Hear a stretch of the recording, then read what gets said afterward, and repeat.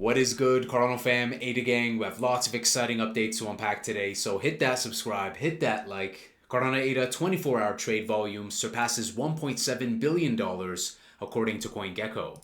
World Mobile Chain ranks as the 6th most used blockchain by daily active users according to Token Terminal. And WMTX, when it comes to DEXs, is mostly traded on Cardano DEXs. So very good to see their growth. Their growth will continue to complement Cardano. Major ADA bridge Wanchain highlights its transaction of the week, over 134,000 USDC bridged directly from Cardano to Ethereum. Good to see more bridge routes, and I think we're going to see some new stuff take place very soon between VeChain and Cardano.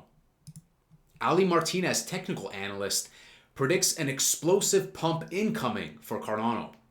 I think it's coming. We continue to see higher lows. We continue to see some good resilience with the alts. And Becker says altcoins will give the best returns from here. He's Alex, I'm Alex, we're all Alex. I think people overthink the altcoins, and we know that Cardano has a super strong brand in a community, arguably one of the most important things. Crypto Banter's Sheldon says Cardano is forming bullish patterns and could easily get to $1 on the next push. Good Morning Crypto says XRP, ADA, and HBAR are gearing up for their next leg up. Treasury Secretary Scott Bessent says the United States has entered the golden age of crypto. We are exploring new possibilities in decentralized computing and digital payments to unlock the potential of blockchain technology. It's great that their statements, whether it's the Treasury Secretary, the SEC Chairman, is clearly not just Bitcoin. It's evident that they're talking about altcoins in general. Input-output upgrades Cardano's core ledger with a major refactoring of reward account state representation to reduce complexity, improve ledger performance, and enhance extensibility for future updates. They also have advanced Ouroboros Leios closer to integration, successfully demonstrating 1000 TPS capability with specific protocol variants. That's the key, because they've already shown viability of 1K TPS, but different variants showcasing the potential for enhanced scalability. Charles Hoskinson had a fantastic podcast with David Gottschnein. Big shout out to David. Charles says the Clarity Act will probably be done by September, give or take. And he has said in the past that the Clarity Act essentially is the catalyst for the altcoin season. Charles says Midnight covers the bridge between TradFi and DeFi with privacy and selective disclosure. So you can do a private stablecoin or medical record systems or real estate systems, security tokens, or supply chains. Charles says the financial institutions will be the ones driving the yield products, and there's a ton of real-world assets that want to enter the crypto space. Charles says I might speak at some Senate hearings. And guys, our predictions and what we've been keeping an eye on has been accurate, because he says we'll see how that comes together. It's ultimately up to Senator Scott, what he wants to do.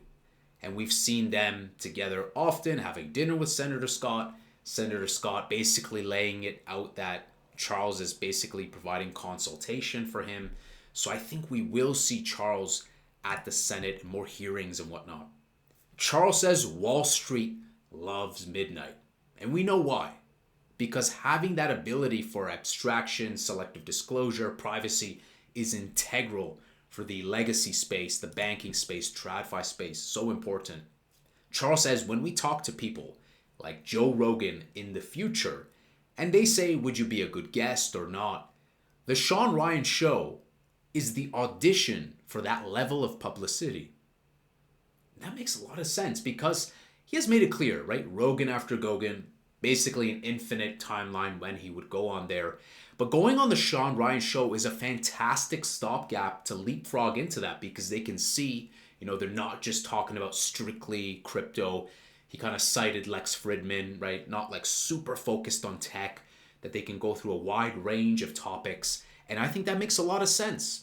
It's a great way to leapfrog into Joe Rogan in the future. I think it will happen inevitably. TapTools, I want to give a shout out to. They're crushing it on the socials, and they say that Wave Digital Assets integrates the TapTools API to manage Cardano exposure at scale, an over $1 billion firm. So TapTools, albeit underrated, I think underappreciated their website for tracking and whatnot.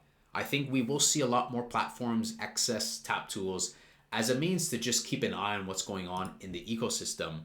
And speaking of midnight, we're getting closer to the airdrop. We're going to get an announcement at Rare Evo. Based on the snapshot, says midnight, over 33.6 million addresses across 8 chains met the eligibility criteria for Glacier Drop. So while the Glacier Drop is not live yet, it's imminent, and be very safe, you guys, as we approach it. And as we approach altcoin season in general, there's going to be a lot of scammers. So I bought the dip again. I didn't hesitate and bought more ADA, bought more XRP. And if we continue to go lower and lower, these are fantastic buying opportunities, I think. You can't rent conviction. You can't buy conviction. And when there's fear on the market, I just seize the opportunity. So do what works best for you guys. We're looking at ADA round 7-1 right now. XRP is down 2.94. Good opportunities across the board. Bitcoin is down quite a bit as well. So 113. And like Charles said, when Bitcoin stalls moving forward, we're going to see people rotate into the top altcoins. So I'm confident that ADA and XRP have a lot of upside potential. I don't really care about Bitcoin right now. I know Bitcoin will go up, but not as much as, say, ADA and XRP. So I definitely think highlighting the interest from like Wall Street and institutions, TradFi and Midnight is an underappreciated one. And especially the infrastructure and custodian partnerships that we've seen take place that might be, deserving of the credit for like SNEC on crypto.com and whatnot. So I'm excited to see more institutional interest in Cardano, in Midnight, and we're just going to wait and see what happens with the market. I'm optimistic. The more we go lower, the more I buy. It's that simple, So guys, let me know what you guys are keeping an eye on. What do you guys think about institutional interest in Midnight and like privacy related blockchains? Smash that subscribe, smash that like. I'll see you guys in the next Angry Crypto Show.